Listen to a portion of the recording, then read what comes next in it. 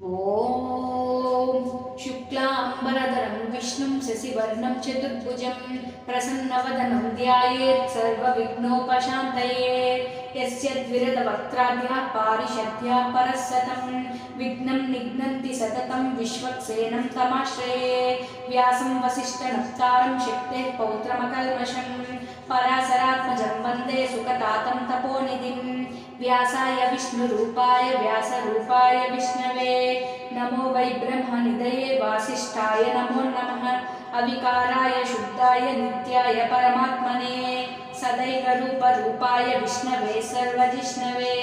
यस्य स्मरणमात्रेण जन्मसंसारबन्धनात् विमुच्यते नमस्तस्मै विष्णवे प्रभविष्णवे।